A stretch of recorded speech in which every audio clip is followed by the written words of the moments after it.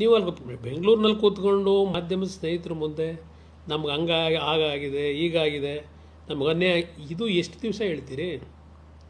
ನಾನು 2 ಬಾರಿ ಮುಖ್ಯಮಂತ್ರಿ ಇದ್ದೆ. ಮೊದಲನೇ ಬಾರಿ ನಾನು BJP ಜೊತೆ ಮುಖ್ಯಮಂತ್ರಿ ಆದೆ. ಅವತ್ತು ಕಾಂಗ್ರೆಸ್ ಸರ್ಕಾರ ಅದೇನಿಲ್ಲ, UPA ಸರ್ಕಾರ, ಮನಮೋಹನ್ ಸಿಂಗ್ ಅವರು. ಅವತ್ತು ಹಲವಾರು ಸಮಸ್ಯೆಗಳಿತ್ತು. ನಾನು ಎಂದೂ ಸಹ ಕೇಂದ್ರ ಸರ್ಕಾರದ ಜೊತೆ ಘರ್ಷಣೆಗೆ ಹೋಗಲಿಲ್ಲ. ಅವತ್ತು ಸಹ ನಾನು BJP ಜೊತೆ ಸರ್ಕಾರ ಮಾಡಿದಾಗಲೂ ರಾಜ್ಯದಲ್ಲಿ ನಮ್ಮ ಸಮಸ್ಯೆಗಳಿಗೆ ಸ್ಪಂದಿಸಿದ್ದಾರೆ ಕೇಂದ್ರ ಸರ್ಕಾರ. ಅವತ್ತು ಕಾಂಗ್ರೆಸ್ ಸರ್ಕಾರ ಇದ್ದರು ಮನಮೋಹನ್ ಸಿಂಗ್ ಅವರ ನೇತೃತ್ವದಲ್ಲಿ. ನಂತರ 2ನೇ ಬಾರಿ ನಾನು ಮುಖ್ಯಮಂತ್ರಿ ಆದಾಗ ಇಲ್ಲಿ BJP ಸರ್ಕಾರ ಕಾಂಗ್ರೆಸ್ ಜೊತೆ ಸರ್ಕಾರ ಮಾಡಿದ್ದೆ. ಆಗಲೂ ಸಹ ನರೇಂದ್ರ ಮೋದಿಯವರು ಯಾವೊಂದು ಕೊಡಗಿನಲ್ಲಾದಂಥ ಅನಾಹುತಕ್ಕೆ ಮರುಕ್ಷಣ ನನಗೆ ದೂರವಾಣಿ ಮುಖಾಂತರ ಕರೆ ಮಾಡ್ತಾರೆ. ನಮ್ಮಿಂದ ಏನಾಗಬೇಕು, ಏನು ಸಮಸ್ಯೆ ಇಲ್ವಲ್ಲ, ಕಂಟ್ರೋಲ್ನಲ್ಲಿ ಇದೆಯಲ್ಲ, ಅವರು ಮಾತನಾಡ್ತಾರೆ ಪ್ರಧಾನಮಂತ್ರಿಗಳು. ಈ ಬಾಂಧವ್ಯವನ್ನು ರಾಜ್ಯ ಮತ್ತು ಕೇಂದ್ರ ಸರ್ಕಾರಗಳು ಉಳಿಸ್ಕೊಂಡು ಹೋಗ್ತಕ್ಕಂಥದ್ದು ಈ ಪ್ರಜಾಪ್ರಭುತ್ವ ವ್ಯವಸ್ಥೆಯಲ್ಲಿ ನಮ್ಮ ಧರ್ಮ ಅನ್ನೋದು ನನ್ನ ಅಭಿಪ್ರಾಯ.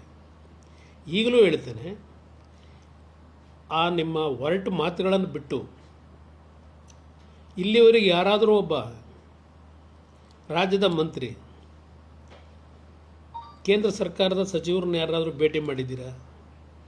ಇಷ್ಟೆಲ್ಲ ಸಮಸ್ಯೆ ಆಗಿದೆ ಅಂತೇಳಿ, ಇಷ್ಟೆಲ್ಲ ಅನಾಹುತಗಳಾದರೂ ಒಂದು ಕೇಂದ್ರ ಸರ್ಕಾರದಿಂದ ನಿಯೋಗ ಕಳಿಸಿ ಇವತ್ತು ಏನಾಗಿರತಕ್ಕಂಥ ಡ್ಯಾಮೇಜ್ಗಳನ್ನು ವರದಿ ತೆಗೆದುಕೊಳ್ಳಿಕ್ಕೆ ಅಂತಕ್ಕಂಥದ್ದು ಏನಾದರೂ ಒಂದು ಮನವಿನಾದರೂ ಕೊಟ್ಟಿದ್ದೀರಾ ಕೇಂದ್ರ ಸರ್ಕಾರಕ್ಕೆ?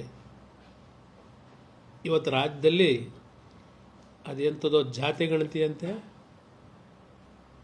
ಮತ್ತಿನ್ಯಾವುದೋ ಬೇಕಿಲ್ಲದೆ ಇರತಕ್ಕಂಥ ವಿಷಯಗಳು, ಹಲವಾರು ಸಮಸ್ಯೆಗಳನ್ನು ಎದುರಿಸ್ತಾ ಇದ್ದೇವೆ. ಆ ಸಮಸ್ಯೆಗಳಿಗೆ ಪರಿಹಾರ ಇಲ್ಲ, ಮತ್ತಿನ್ಯಾವುದೋ ಒಂದು ಸಮಸ್ಯೆ ಹುಟ್ಟಾಕತ್ತಾ ಇದ್ದೀರಿ.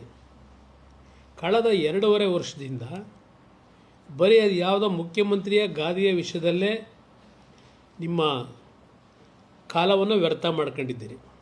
ಅದರ ಬಗ್ಗೆನೇ ಚರ್ಚೆ ಮಾಡ್ಕೊಂಡು ಜನಸಾಮಾನ್ಯರ ಸಮಸ್ಯೆಗಳ ಬಗ್ಗೆ ಏನೋ 2,000 ರೂಪಾಯಿ ಕೊಟ್ಟ ತಕ್ಷಣ